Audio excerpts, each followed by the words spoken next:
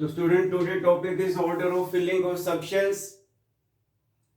For instance, we talk about K shell, L shell, M shell. For K shell, principal quantum number is 1, L shell के लिए principal quantum number is 2, M shell के लिए principal quantum number is 3. Principal quantum number is denoted by N.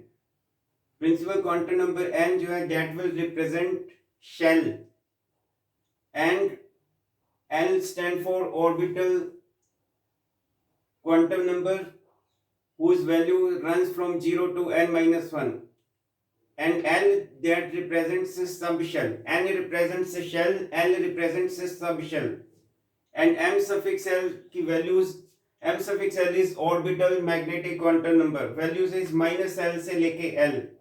Total possible values of M suffix L is 2L plus 1, and M suffix L that represents states या orbitals. So order of filling of subshells, we always start with minimum energy subshell. सबसे पहले वो subshell fill होगा which corresponds to minimum energy. Subshells are always designated as S, P, D, F, G, etc. according as L is 0. अगर L 0 है तो S subshell, L 1 है तो P subshell, L की value 2 है तो D subshell, and so on so forth. 1S.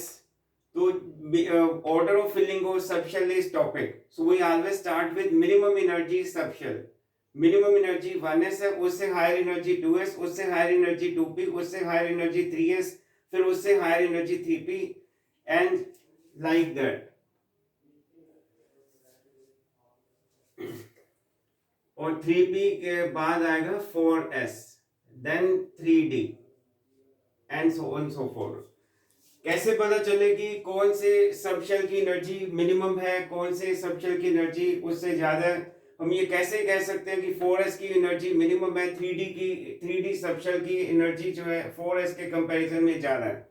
एक rule होता है, उसको बोलते हैं N+L रूल. एक प्रिंसिपल है, क्योंकि स्टूडेंट इलेक्ट्रॉनिक कॉन्फ़िगरेशन के लिए 3 रूल्स लगाते हैं. Number 1 Aufbau rule, AUF BAU Aufbau rule. Number 2 Hund's rule, and number 3 is Pauli exclusion principle. Aufbau rules ये कहता है, अफबाउ रूल बोलता है कि ऑर्बिटल की एनर्जी जो है दोनों पे निर्भर करती है, दोनों क्वांटम नंबर पे निर्भर करती है, principal quantum number as well as orbital quantum number. According to Afbar rule, energy of orbital depends on both principal quantum number as well as orbital quantum number. इसलिए रूल बना N+L rule. N+L rule states more N+L value more energy, less N+L value less energy. For instance 1s की बात करते हैं. 1s में आप देखिए ये पहली वाली चीज n है, s मीन l की वैल्यू 0, तो N+L कितना आ जाएगा 1 + 0 1. 2s में N+L देखिए n की value 2, s mean l is 0 2 आ जाएगा. 2p में देखिए n is 2 l is 1 3 आ जाएगा. 3s में n is 3 l is 0 3 आ जाएगा. 3p में n is 3 l is 1 4 आ गया. 3d में n is 3 l is 2 5 आ गया. अब N+L रूल, मोर N+L वैल्यू मोर एनर्जी. तो आप देखिए 1s की जो है N+L वैल्यू इन सब में से सबसे कम है, इसलिए 1s जो है that corresponds to the smallest energy. 2s की जो है 1s से ज्यादा वैल्यू है N+L की. 2s में N+L वैल्यू 2 है which is more than N+L value in 1s. तो इसलिए 2s की वैल्यू 2s की एनर्जी ज्यादा है as compare to 1s. 2p में फिर ये 3 देखो इससे ज्यादा है, तो 2p में N+L वैल्यू जो है is more as compared to N+ value in 2s. तो इसका मतलब 2p की energy more as compared to 2s. फिर आप देखेंगे अब बात जो है समझने वाली ये है, if N+L values are same then higher n subshell has more energy. अब जैसे यहाँ पे 2p और 3s में दोनों में N+L की वैल्यू 3 है, तो ऐसे केस में फिर कैसे पता चले कि 2p और 3s में किस ऑर्बिटल की एनर्जी ज्यादा है? तो लिखा कि अगर N+L वैल्यूज सेम है तो उस केस में डिसाइडिंग फैक्टर जो होगा वो हायर n सबशेल होगा.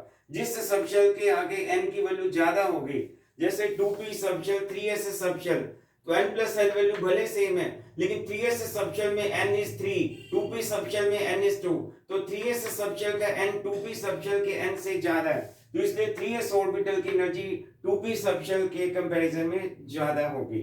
इसी तरीके 3p, और इसमें तो n प्लस n है ही 4, तो ये हायर एनर्जी आ जाएगा 3p।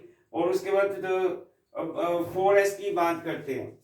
4s में n plus l value check करें, यानी n कितना है 4, l इज 0, तो ये आ जाएगा 4। तो इसका मतलब 4s के केस में n plus l is value 4, 3d में n plus l value is 5। तो इसका मतलब 4s की n plus l value 3d के n प्लस l वैल्यू के कंपैरिजन में कम है, तो इसलिए 4s जो ऑर्बिटल है वो मिनिमम एनर्जी है as compare to energy of 3d सब शेल। और अब सवाल ये कि n plus l value 3p में भी 4 है और 4s में भी n प्लस l वैल्यू 4 है, तो हाउ टू डिसाइड कि 3p और 4s में कौन सी किस सब शेल की एनर्जी ज्यादा है। तो वहां पे फिर हायर n जो है डेट डिसाइड करेगा। इसमें n की वैल्यू 3 है, इसमें n की वैल्यू 4, तो 4s की जो एनर्जी 3p से ज्यादा होगी। तो ये था एक order of filling of subshell. तो मैंने लिख के भी दिया 1s2 2s2 2p 3s 3p 4s 3d, और 3p जो और 4s की बात अभी हो रही थी, तो इनमें से हायर एंड जो वो 4s का है, तो इसलिए 3p और 4s में 4s की एनर्जी ज्यादा है। तो स्टूडेंट एनर्जी जो जो ऑर्बिट जितना न्यूक्लियस से ज्यादा दूर होगा उतनी उसकी एनर्जी ज्यादा होगी। तो देखो 1s न्यूक्लियस के बहुत पास है तो मिनिमम एनर्जी, और 4s न्यूक्लियस से काफी ज्यादा दूर है तो 4s की एनर्जी ज्यादा, 3d की उससे भी ज्यादा, क्योंकि 3d और ज्यादा न्यूक्लियस से दूर हो जाएगा। तो जितने जितने ऑर्बिट न्यूक्लियस से ज्यादा दूर होते जाएंगे उतनी उतनी एनर्जी जो है वो ज्यादा होती जाएगी। सो 3d की ऑर्बिट की एनर्जी ज्यादा है as compare to 4s subshell. अब मैं एक कॉन्फ़िगरेशन लिख के दिखाता हूं। I have taken two example, titanium and iron. Titanium का एटॉमिक नंबर 22, आयरन का एटॉमिक नंबर 26। इलेक्ट्रॉनिक कॉन्फ़िगरेशन देखिए 1s2 2s2 2p6 3s2 3p6 4s2 3d2। ये ध्यान दें कि 4s जो है पहले फिल हुआ, 3d जो है बाद में फिल हुआ। तो ये तो इतना तो आप जानते हैं, आर्गन नियरेस्ट नोबल गैस जो है इस केस में आर्गन बनेगा 18 एटॉमिक नंबर। तो ये आर्गन कॉन्फ़िगरेशन और आगे 4s2 3d2। तो टाइटेनियम में कॉन्फ़िगरेशन क्या है, आर्गन और 4s2 3d2। तो टाइटेनियम का जो वैलेंस इलेक्ट्रॉन है 4s नहीं है, ये ध्यान दें। टाइटेनियम का जो 22nd इलेक्ट्रॉन जो टाइटेनियम का है, 22nd इलेक्ट्रॉन जो टाइटेनियम का है वो 4s में नहीं है, वो 3d में गया। इसलिए टाइटेनियम में जो वैलेंस इलेक्ट्रॉन है that is 3d। This is by Aufbau principle. Aufbau वैसे जो है वो एक जर्मन वर्ड है जिसका मतलब कंस्ट्रक्शन एंड बिल्डिंग, कंस्ट्रक्ट करना, बिल्ड अप करना। तो इस कौन से ऑर्बिटल की पहले फिल होगा, एक किस सीक्वेंस में ऑर्बिटल फिल होते हैं, वो जो डिसाइड होता है अफबाउ प्रिंसिपल से। तो ये सीक्वेंस है जिसमें ऑर्बिटल फिल होते हैं, पहले 1s फिल होता है फिर 2s, इस प्रकार से। आयरन की एग्जांपल ले दिया, आयरन का एटॉमिक नंबर 26, इलेक्ट्रॉनिक कॉन्फ़िगरेशन यहां तक तो आर्गन ही आएगा, और 18 प्लस 2 20 प्लस 6 26। तो इसलिए, और इसमें भी जो आयरन हो या टाइटेनियम दोनों के केस में जो वैलेंस इलेक्ट्रॉन है वो प्लीज ध्यान दें वो 3d में फिल हुआ। तो ये in multi electron atom for a given n total energy of electron is more negative for l equal to 0 than for l equal to 1। इसको l equal to 0 mean s subshell, l equal to 1 का मतलब p subshell. तो s subshell की जो एनर्जी है वो कम होगी as compare to p subshell. And similarly total energy of electron is more negative for l equal to 1 than for l equal to 2। इसी प्रकार से p सबशेल की जो एनर्जी है वो ज्यादा नेगेटिव है as compare to d. D तो बहुत दूर है। तो L इक्वल टू 1 में, L इक्वल टू 1 का मतलब देयर आर, क्योंकि L जब मैंने अभी बोला था N जो है that decides the shell, L decides the subshell. Shell के अंदर सब शेल्स होते हैं, सब शेल्स के अंदर स्टेट्स होती है, ऑर्बिटल्स होते हैं। और L की वैल्यू 1 है तो M सफिक्स L की वैल्यू -L से लेके L, यानी -1 से लेके 1, बीच में गैप जो है difference between two conjunctive is 1। m suffix l को बोलते हैं ऑर्बिटल मैग्नेटिक क्वांटम नंबर। तो जितनी m सफिक्स l की वैल्यू होंगी उतनी स्टेट्स होंगी, उतने ऑर्बिटल्स होंगे। तो p सबशेल में 3 ऑर्बिटल्स हैं, ऐसे l की वैल्यू 2 है तो m सफिक्स l की वैल्यू -2 से 2, तो तो यानी 5 m सफिक्स l की वैल्यू आई, तो इसका मतलब l इक्वल टू 2 में देयर आर 5 d ऑर्बिटल्स, यानी और l इक्वल टू 3 में l m सफिक्स l की वैल्यू -3 से लेके 3, तो इसका मतलब l इक्वल टू 3 में आप देखो कितनी वैल्यूज है 1 2 3 4 5 6 7, तो इसका मतलब f सबशेल में 7 ऑर्बिटल हैं, d सबशेल में 5 ऑर्बिटल हैं, p सबशेल में 3 ऑर्बिटल्स हैं, और हर्ट्ज रूल भी मैं बताऊं क्योंकि इलेक्ट्रॉनिक कॉन्फ़िगरेशन को लिखने के लिए three set of rules. Aufbau rule is number 1, second is Hertz rule, third is Pauli exclusion principle. Hertz rule states that one electron is Hund's rule states that one electron is placed in all the degenerate orbitals such as p suffix x, p suffix y, p suffix z before second electron is placed in any one of them, and that the electrons in the singly occupied orbitals have parallel spin. Hund's rule ये कहता है कि for instance एक example मैं देता हूँ nitrogen का atomic number 7 है, configuration is 1s2 2s2 2p3 आ जाएगा. तो ये देखिए ये 1s ये एक इलेक्ट्रॉन ये दूसरा, और ये 2s में ये एक इलेक्ट्रॉन ये दूसरा, और अभी मैं बोल रहा था कि p में 3 ऑर्बिटल्स हैं. p में आप देखिए how many orbital, 3 orbital corresponding to ml equal to -1 0 and 1, तो ये 3 ऑर्बिटल्स दिखाए.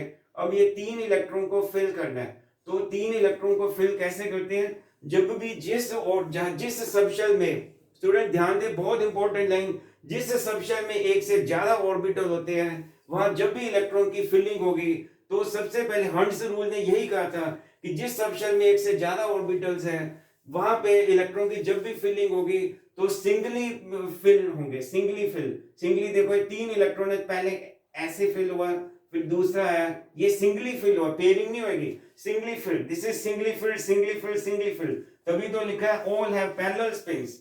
अब ये देखिए एक और एग्जांपल देखिए आयरन के केस में, आयरन का एटॉमिक नंबर जो है ये लिखा है मैंने, और लास्ट में ये आर्गोन तो configuration nearest noble gas is argon, उसके बाद 4s2 3d6 है. आयरन के इसको कैसे फिल करेंगे, आयरन में देखिए आयरन में जो 4s और फिर ये 3d, अभी मैं बोल रहा था 3d में जो है वो कितने मैंने बताया 3d में, जहां पे d है वहां पे 5 ऑर्बिटल्स है, d में 5 ऑर्बिटल्स है 1 2 3 4 5, p में 3 ऑर्बिटल्स है 1 2 3, और ये 4s ये 4s हो गया, ये 4s है वो ये 3d है, लेकिन मुझे तो कितने फिल करने हैं 6 electrons are to be filled. तो कैसे फिलिंग होगी, हर्ट्ज रूल ने यही कहा था जहां पे जिस सबशेल में एक से ज्यादा ऑर्बिटल होते हैं पहले इलेक्ट्रॉन सिंगली फिल होंगे, देखो पहले इलेक्ट्रॉन सिंगली फिल, ये देखो सिंगली फिल हुए, और उसके बाद इलेक्ट्रॉन की पेयरिंग होगी.